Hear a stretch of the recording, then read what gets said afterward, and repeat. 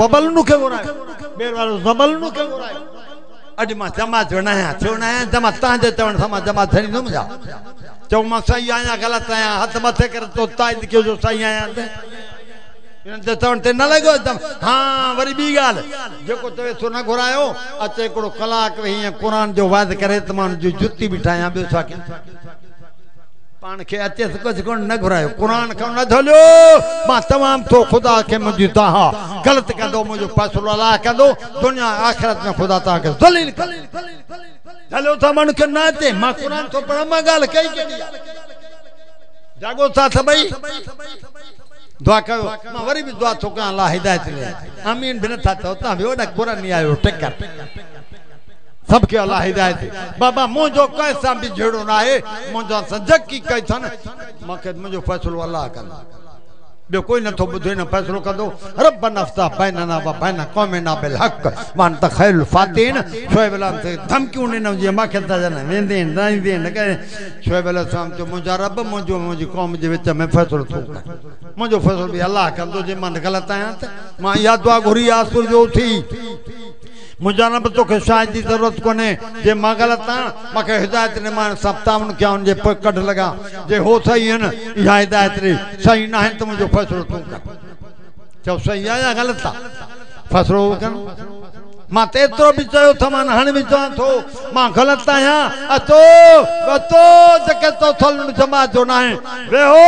गड्डी दुआ घुरऊं मां गलत आ खुदा मके तबाह करे ता गलत आ खुदा ता के तबाह करे अतो दुआ खबर पवे के हक से के ना हक दे पंजी फतवा अचे ने कुछ कोन फतवा मा जे मौलवी फतवा नियम सुनाना साल कपड़ा भी धोई नहीं सकती तालबन को सारी दुआ सुनाना समा चैत्रा थामु चमड़ समान मा गैरत मारो मा के रोक ना चेडे जे तो के मा झुला बन जाए उते तो मालूम ना है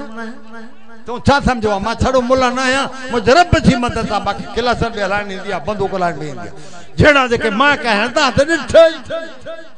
रंड जमा जो ना है मां भी जमा जो कल भी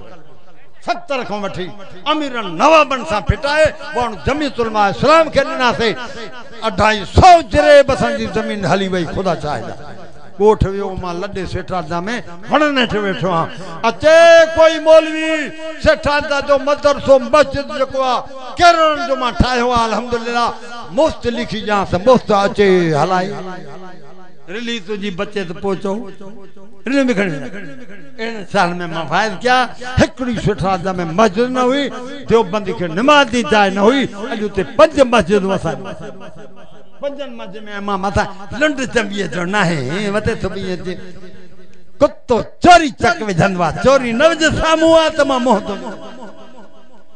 पर भी दुआ के वाला हिदायत ले आमीन तो सब दुआ के वाला जिंदा मुसलमान जेके सब ने खेदा आमीन तो दा वनो दुआ कयो जेके बीमार के शफा दे दुआ कयो असा मुसलमान जेके नफरत शैतान एजन विधिन दुआ कयो अल्लाह नफरत खत्म करे बा आमीन तो सब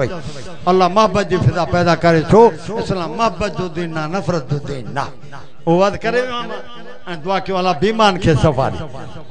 कई बेचारा फोड़ो कंदा आहिनि साईं बीमार आहिनि दुआ घुराऊं था के बेचारा साईं असा के किलो खंड जो भी मिलियो न मिलियो भुख ते वेठा मजा इहा शे मुझे वस में ना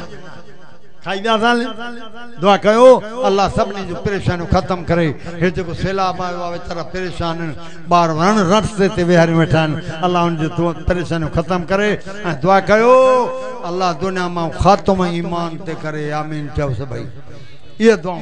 खत्म अल्लाह ईमान ते करे जहन्नम में कब्र अज़ाब का अल्लाह सबने मुसलमान के बचाए या दुआ कयो अल्लाह सा जो क़यामत में किताब न खोले आमीन चओ आमीन छो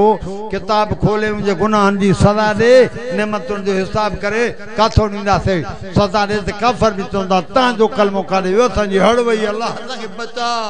एड़े ताने को बचा काफरन जे ताने का अल्लाह असा जो क़यामत में किताब न खोल असा के माफ कर आमीन चओ सभई ना अल्लाह ला इलाहा इल्ला हुवल हय्युल क़य्यूम अल्लाह